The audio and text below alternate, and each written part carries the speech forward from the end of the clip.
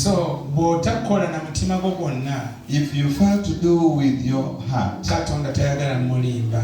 God doesn't want to Kigambe deceive kumono him. Katonda tayagala mulimba. Tell your neighbor God doesn't want to be deceived. Kati buuzaako ku mulirwana nti oyize ekyo Ask njigirizeeko. your neighbor, what did you learn and you teach me to?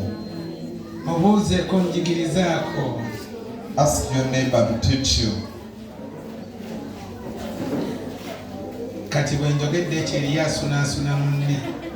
Once I spoke that there's someone who is teaching the neighbor. Emboozi enyuma obunyuma. There's someone who just brought the conversation. Nze nkutumye okwogera. It is me who sent Kati you to ate speak. oyogererako ebibyo. But now you're adding your own Y'ensonga words. lwaki oleetako kerere. That's why you just shouting. Mujja kunsonyiwa ennaku ezimu bwe mba njogera kituufu. You'll forgive me because sometimes I speak the truth. Ebibiina bitulemesezza n'okuweereza Katonda. The multitude has hindered us to serve God. Ebibiina bitulemesezza n'okubaako we tweyongera. It has hindered us to take another level. Gamba munno va mu kibiina. Tell your neighbor, leave the multitude. Kyongere kyo mugambe gundi gwe va mu kibiina. Continue telling your neighbor, leave the multitude. Katonda akwagala ng'omuntu omu. God loves you personally. Katonda yakuyita ng'omuntu omu. God called you personally. Omuweereza wa Mukama tweyanzizza nnyo. Thank you very much, the servant of Ntegedde God. Katonda yampita ng'omuntu. I came to know that God called me personally. Yongera okigambe munno. Continue telling your Nawe neighbor. wewanireko.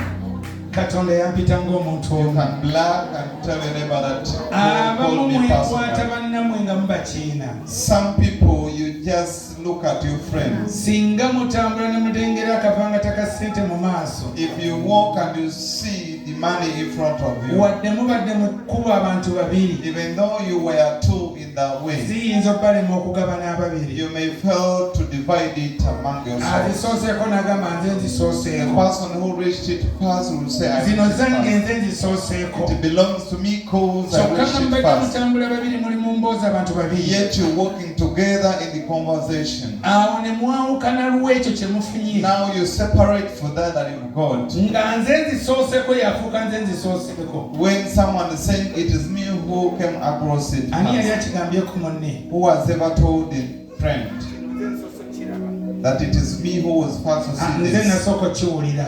It is me who had it first. N'okyekwata kibe kikyo kubanga gwe wasooka. And you take it because it is you who was first. Kiraga ki? What does it portray? Buli kintu tukifuna tuli omu. We get everything when we are alone. Mukama yeebazibwe. Amen. Era Katonda yakuyita oli omu. And God called you when you're alone. Katonda ekikyo yakitereka ng'omuntu omu. God kept yours alone. Tagamba nti nembabikkira nembabikkira. He doesn't say I covered for them. Agamba nenkibikka nenkubikkira. He says I cover and I cover it for you. Okutuusa lw'olijja, tagamba okutuusa lwe mulijja. Till you come, not till you will come. Era bw'aba ayogera Yesaya 45:3. Isaiah 45:3. Nsomere kubanga obudde ninawo eddakiika 3. You can read for me.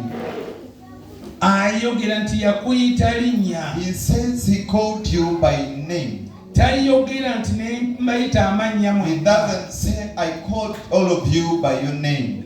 Ey'Oluganda n'ey'Oluzungu alina gibikkule. Read for me for English and Kubanga simanyi Luganda. version ya Luganda oba enempa ekituufu. 45:3. Isaya 45:3.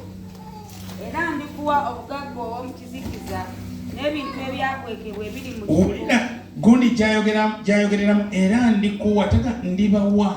He said, I shall give you, not I will give you. Era ndikuwa obugagga obw'omu kizikiza n'ebintu ebyakwekebwa ebiri mu kifo eky'ekyama olyoke omanye nga ndi Mukama akuyita erinnya lyo Katonda wa Isirayiri. Katonguye mangu era ndikuwa But I shall give you obugagga obw'omu kizikiza. the treasure of darkness. Naye bwe tubuukawo naawo naga nti kubanga omanye nti ndi Mukama akuyita But erinnya lyo. if we go down there, he says, because you know I am the Lord who calls kati you ekyo by name. n'obuweereza bwe kiri. So in that's how the ministry is. Mukama bw'akuyita erinnya lyo, If God calls you by your ayagala name, ojje nga ggwe. He wants you to come by Oyo yourself. gwe weesiba kagenda kulemesa. The one you abide in yourself Ey'oluzungu to egambye is etya? going to hinder you. I called you by your name. Oluzungu anti ndomanyi nnyo.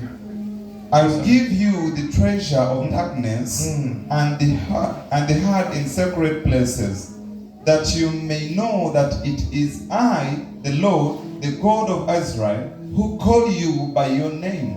Who called you by your name? Weeyogereko erinnya lyo. I want you Tekawo erinnya lyawe. I want you to put your name there. Waliwo ebyakwekebwa, waliwo ebyaterekebwa, waliwo Katonda byakuyita, There are things byakuyitira. that God calls you for, Naye nga bibyo, but they belong to you. kigambeko muno Katonda ampitirira byange. Tell your neighbor, God is calling me for my things I